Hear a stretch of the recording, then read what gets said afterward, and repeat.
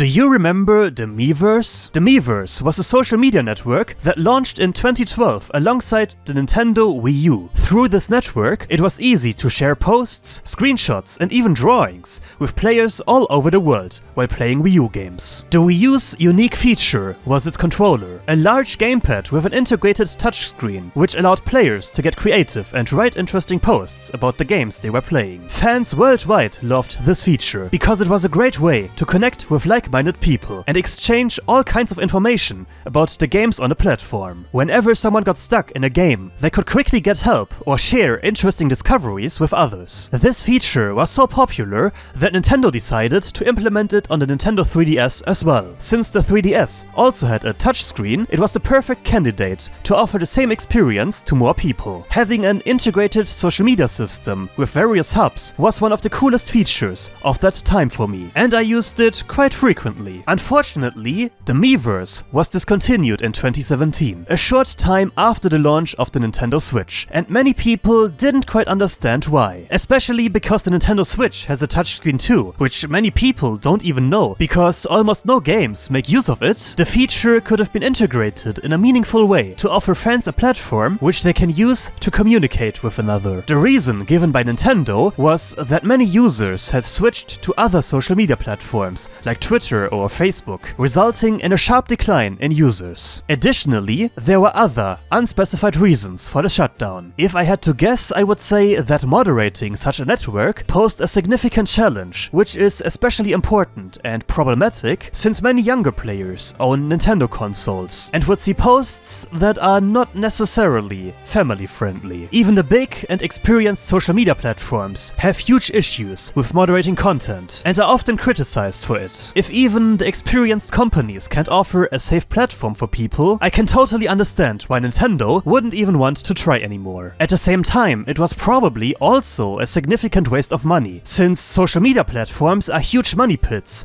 and the Miiverse did not generate any revenue for Nintendo. As someone who plays Splatoon 3 a bit too much though, where the system is still partially available, I am constantly reminded of why something like this is very cool. For each announced Splatfest, there are cool posts and a lot of impressive fan art, and the entire world feels so much more alive. It's as if the characters aren't just characters, but real people. I can also see something like this working well in games like Xenoblade Chronicles or Zelda Tears of the Kingdom, where exploration is a key part of the game. Open world games or games with large worlds often have the problem that the worlds feel a bit too empty for some players, and the Miiverse could help by providing additional things to explore, or by allowing players to ask questions about specific aspects if they got lost or stuck. For me, it simply reinforces the community aspect of the games, making them feel much more alive. And I can totally understand if some people don't want to use it because they find it unnecessary or distracting, but Nintendo could easily add a setting to turn off the entire system, so that it's not even necessary to use it to begin with. But especially considering how underwhelming the social features of the Nintendo Switch are, and that you can't even send messages to friends, the Miiverse would have been a great solution to the problem. Ultimately, I found the Miiverse to be a very neat feature at the time, because it gave Nintendo fans the opportunity to connect with each other without relying on the usual social media networks, and it would be very cool if the Miiverse were to return someday.